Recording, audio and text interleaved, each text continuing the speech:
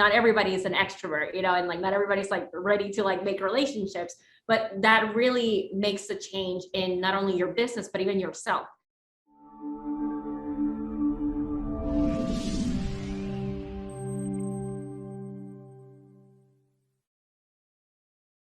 Hi everyone, welcome to Go All In show here on ABC 15. My name is Stant. I'm the host here. I'm super excited to welcome our special guest today, JC and Karen Height. Welcome to the house.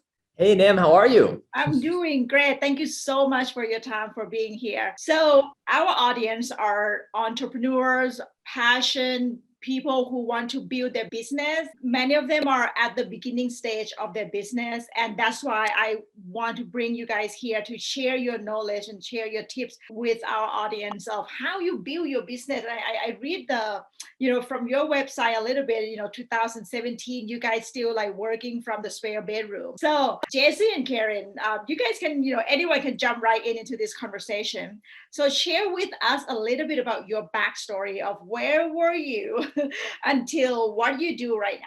Yeah. So we've been entrepreneurs for, I guess, our entire marriage, right? And in and out, done things all over the place. So we started off in real estate. We actually had a lot of success there. We built up our real estate portfolio to about 50 houses and young. I think we were 23, 24, and a big crisis hit. We lost everything.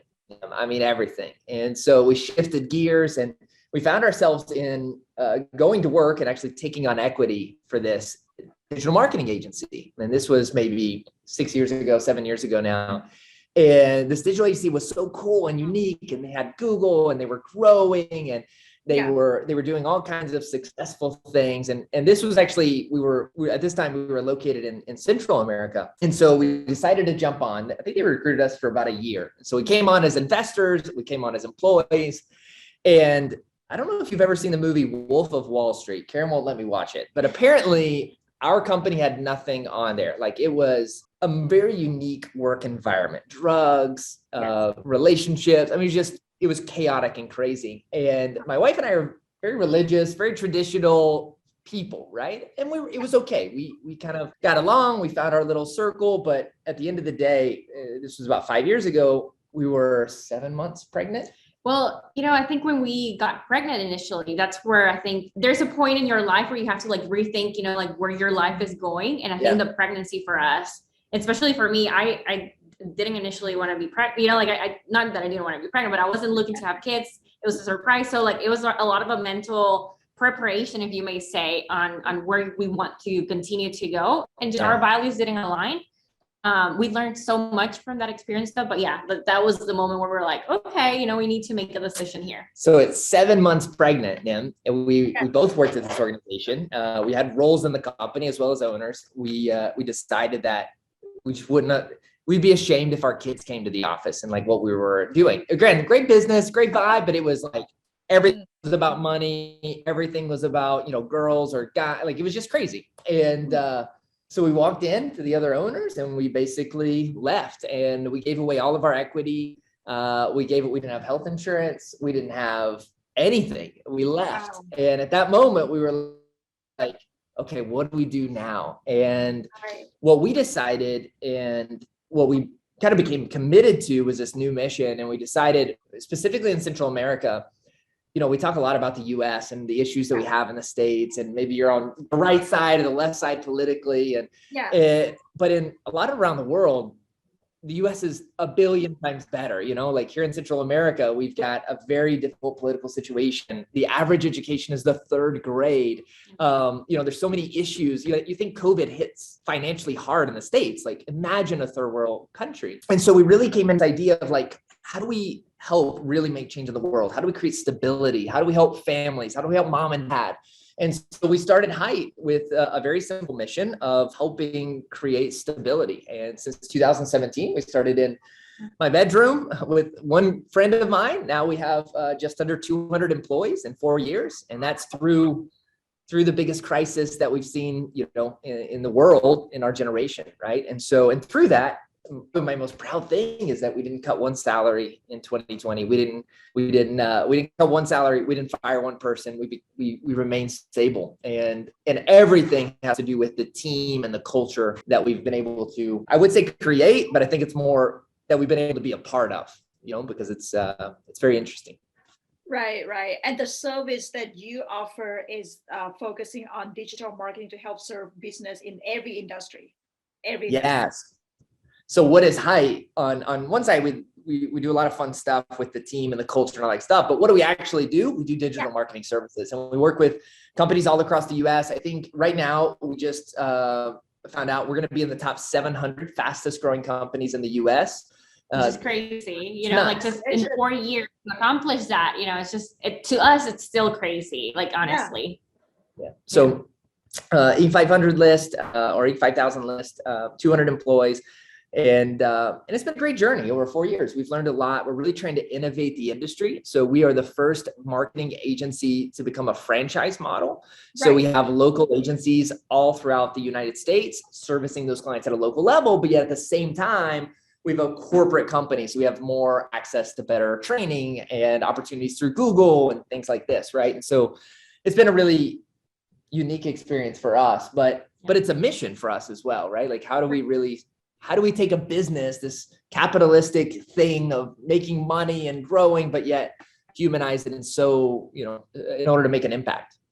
So I'm going to ask you a personal question, but also I know that this is going to impact a lot of people who are watching you, because so the question is, when you come from, you don't have anything left until now that you the fastest grow, in the US too, like the 700, right? The top.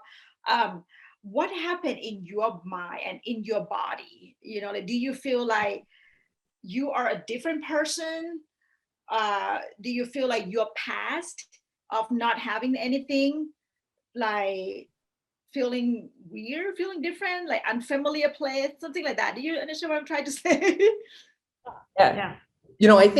I think a lot of times in business, entrepreneurs are crazy people. I mean, entrepreneurship sucks. I don't know if I can say that, but it's hard. It's difficult. It's painful. It's chaos. It's emotion. It's all of these things, right? And I think one of the things that we've been able to do is separate our identity from the business, right? Like, so many of us as entrepreneurs, in fact, that's what we call ourselves. We're entrepreneurs. That's my identity. That's who I am. And for us, I think in some ways we were forced to separate that identity, or else we would have gone nuts. But when we failed in the real estate business, is what I mentioned. What I didn't mention is that we ended up getting rid of our house. We sold everything we had to remain out of bankruptcy. And then we moved into the maid's quarters, my house, of her dad's house, right? Like literally, when I say Nim, the toilet was like 2 feet away from the bed, right? Like it was one big open room that the maids used to live in their house, right? And that was our first year of marriage. Like, to add to that, like, we really were getting to know each other as a couple while we were like going through like probably the most, like the biggest struggle that we've had, I think, like financially and in anything.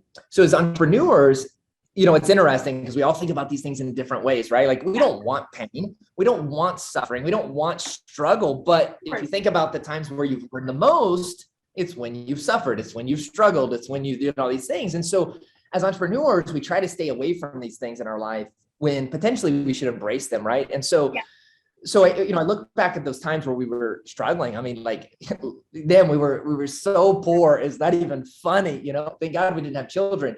And but we were still happy. We were still rolling. I remember, and Karen, I don't know if I should say this, but I remember taking Karen and we went and test drove a Land Rover. And I'm not a Land Rover type of person, but I was just like, and she was so annoyed. She was like, babe, what? We can't even afford to go to a nice meal. Why are we going? And I was like, we need to get ready for this. Like, this is where we're headed.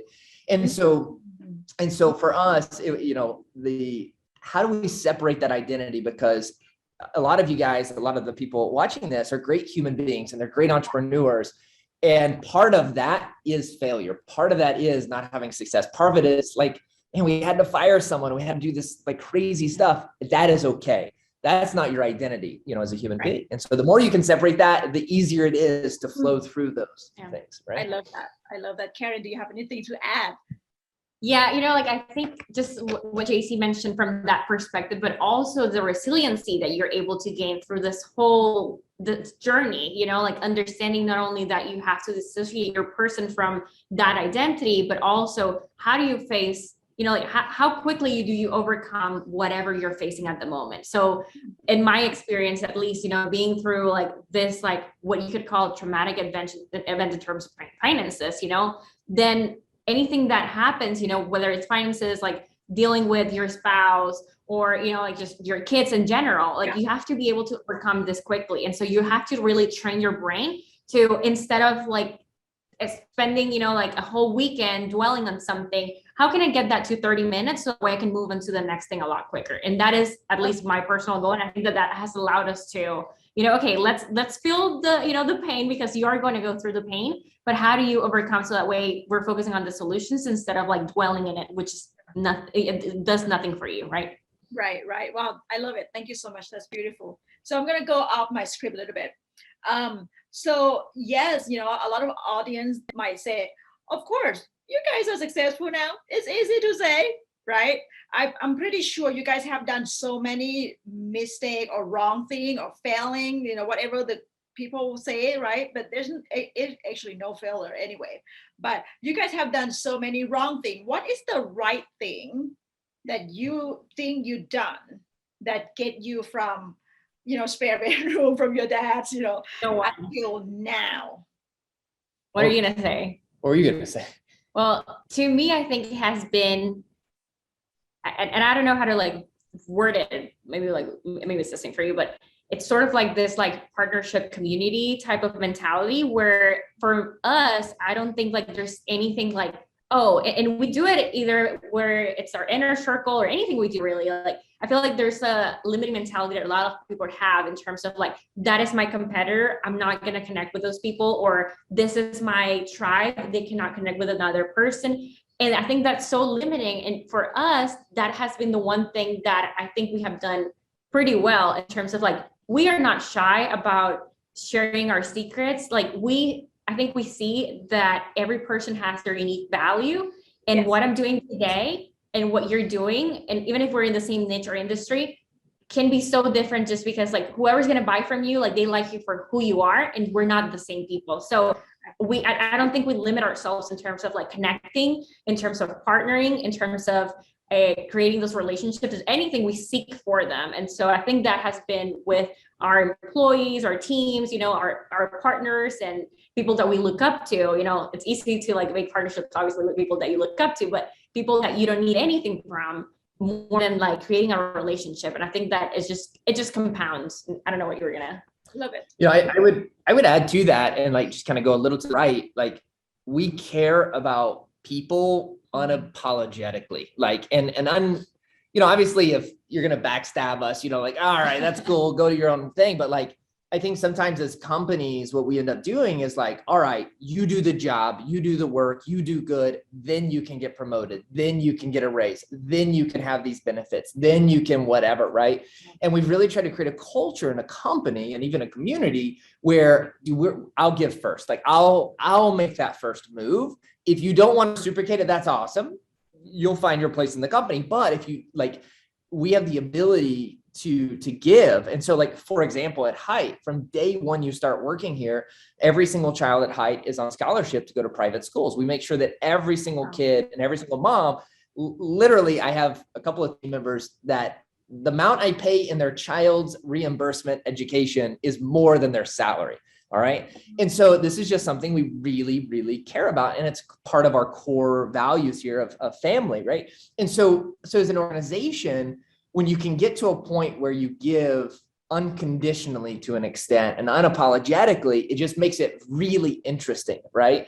And we found that it's a huge competitive advantage, we give everything we can to our team, and it creates a culture that's interesting. That it's about giving. Yeah. I think honestly, it's something that we have to train ourselves even to as humans, that, we're so selfish, our nature is. And so to like want to give as the first step that you make, it's something that we have been very, very intentional about. I love that. Thank you so much for sharing. I just love the concept of the giver's gain, right? I mean, everybody's who work with you win.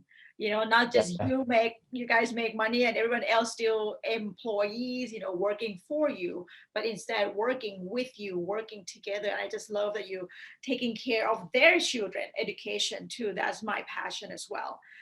Because I came from Thailand, you know, our education system is so poor, and a lot of kids, you know, that being taught like a soldier, they can't even ask the question, because then that's mean they not believe in the teacher or whatever it is. Like, I just, you know, that's, and rich kids get to go to private school and poor kids get to go to government school, you know, and you know, is definitely advantage. Well, thank you. We have a dream.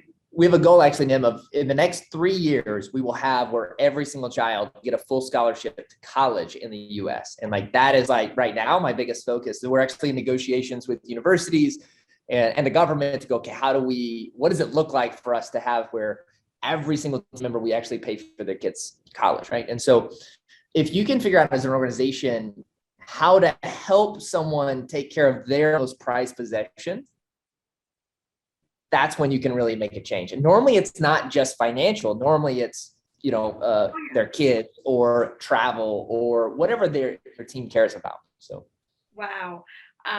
Big heart. Seriously. I believe that this is not just a business game plan that you guys have. It's from the core. And I believe that 100%. I was going to ask about the company culture. You already mentioned that. And I want to ask about having it all, the concept of having it all, not just become very successful for the business and financial, but you guys also value so much with family time and faith. Can you share with us a little bit more? You know, this is, we have now a 4-year-old and a 1-year-old, and obviously a marriage, and obviously a business, you know, and so, you know, I'll speak to this with just a grain of salt, right? Because we've definitely, I don't think, mastered this, but I do think, number one of the things that we're very interested in is how do we merge these things together as much as possible? So for example, we have a daycare at our office, right? Oh, wow. So our kids are very involved. Our kids are here, other families' kids are here. So is there opportunities to merge these things together? Then we try to do things like, we're very intentional. So when it's time for family time, we try to turn off the phones and we are just together. But I think there's seasons, you know, I think rarely will you ever find what does society say, a real balance. There's going to be seasons where you just have to take care of the business because that's the bigger need, right? There's going to be seasons where you really need to focus on your marriage and get away and leave the kids behind, actually, you know, because that's just needs to be the focus. And there's going to be times when your kids need you more than anything. And I think we've come to a time where we're okay with that, right? And we do try to set boundaries, and there's been seasons in our business. Now we have a lot of really great leaders at height, and rarely is there a problem that comes up that needs my attention at night or the weekend. It just, normally there's someone else can fix things better than I can, you know, but I think there's an opportunity, especially with COVID and people working more remote and all these things, like how do you interlock these things as much as possible? And it gets really interesting. We actually, just a couple of hours ago, we were having a meeting talking about a school that we were trying to acquire, a private school,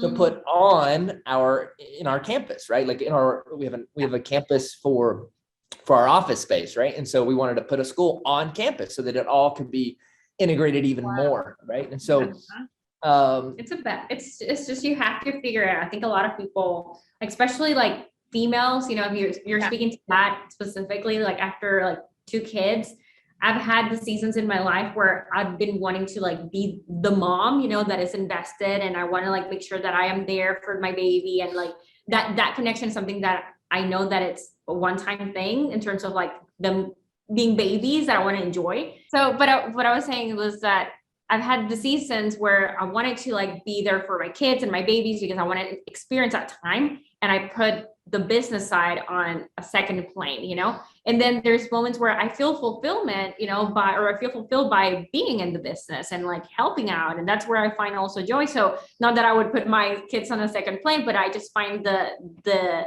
opportunities to mix both, or just to like, hey, part of my day is going to go to this and that is my focus. And then part of my day is going to go to my kids. And that is like the only thing I think about. That's awesome. That's wonderful. Thank you. So we're going to talk about the Commitment Summit.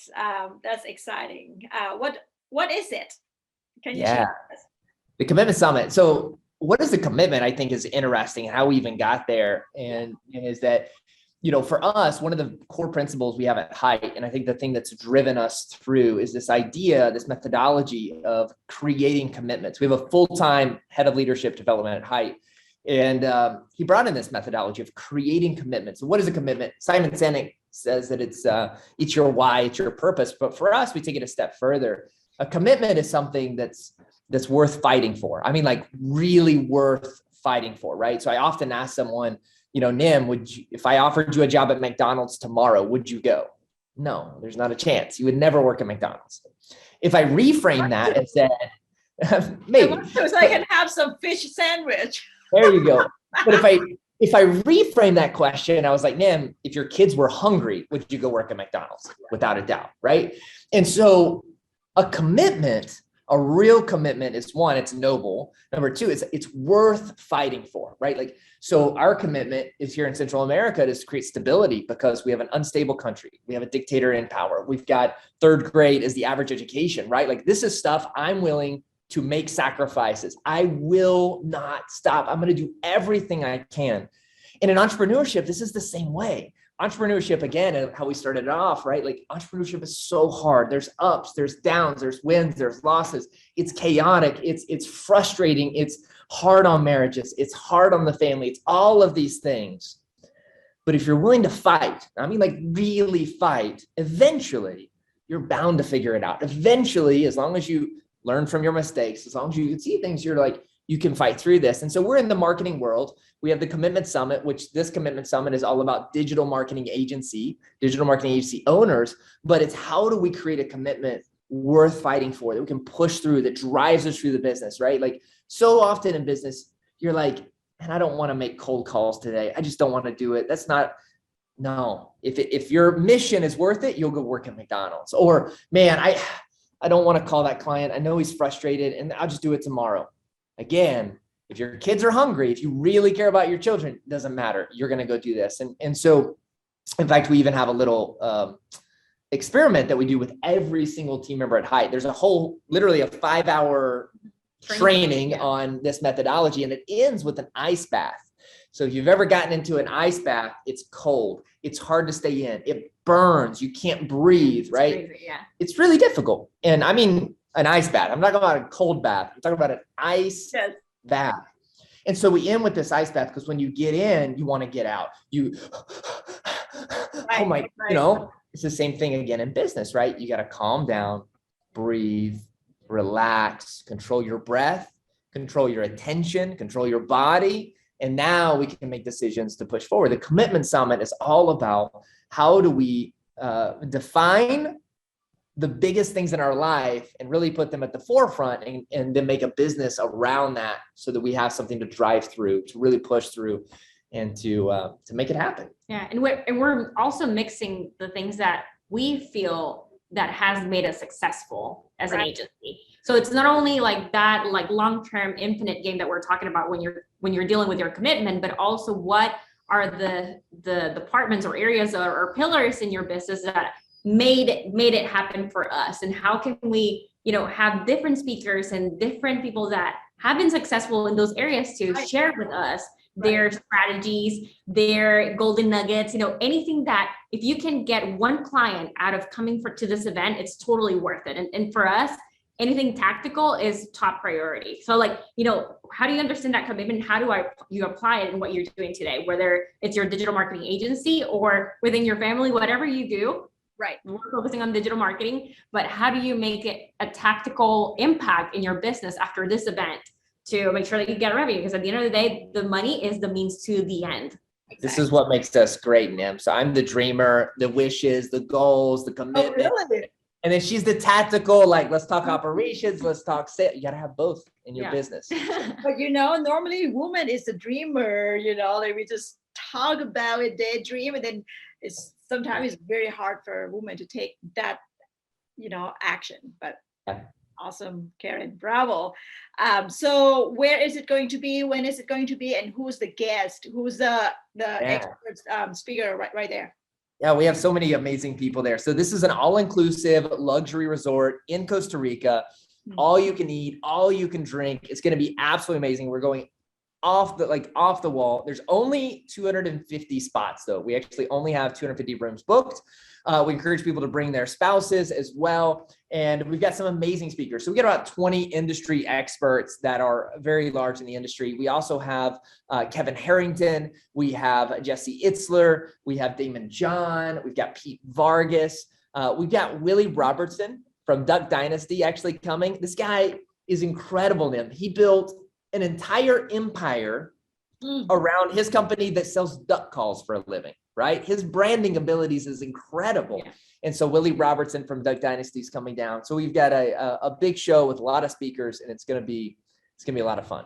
And something that's super important is that with any event, the way that I like to look at things is 50% you're getting it from the speakers that are coming, you're listening to them, and then 50% is really from the people that are attending to it. So, I mean, I am super excited that you are going to be in that event. You're sharing with us, so much about, like your journey and how you have been very tactical about getting yourself in the right places, right? Which is what every business owner needs to do.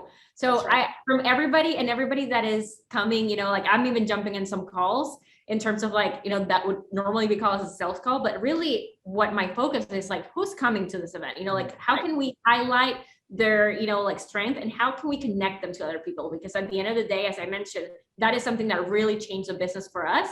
And I really truly believe that just making those connections and doing that network that sometimes we have to push ourselves to do, because not everybody is an extrovert, and not everybody's ready to make relationships, but that really makes a change in not only your business, but even yourself.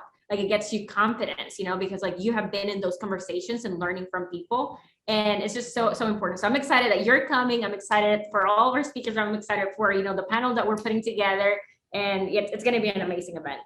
I'm excited. I cannot wait because I think this is the difference for Hyde Digital than any digital agency in the world, is that you are a real human being who want to do good thing to the world. That simple, right?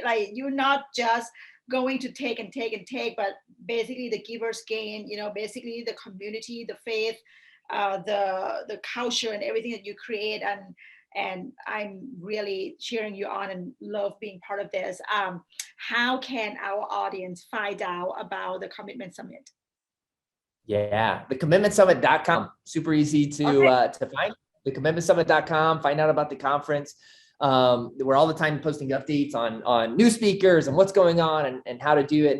And I would recommend anybody who's interested in going, just apply to go. It is an application, and then they'll talk through. And if it's not a good fit, as you just said, Nim, we want to make sure that people are going there are going to have value or gain value by going, and likewise in our relationship. So it's going to be a fun event for sure. Yeah. Follow us on Facebook, Instagram, whatever. We're always sharing information about it. And our speakers are soon going to start, sharing information about that. So you'll see it probably everywhere. Well, I already see it everywhere. You guys done a great job. I already see it everywhere. That's why I get to connect with you guys. Well, thank you so much for today and for our time together and the heart that you share to the community over there, because Jesse, you can work in United States too, but you choose to be there to impact, the whole country. Seriously, I admire you. Thank you. Thank you so much, Nim. Thank you, Karen. Thank you, Jesse. We'll see you soon. We'll see you.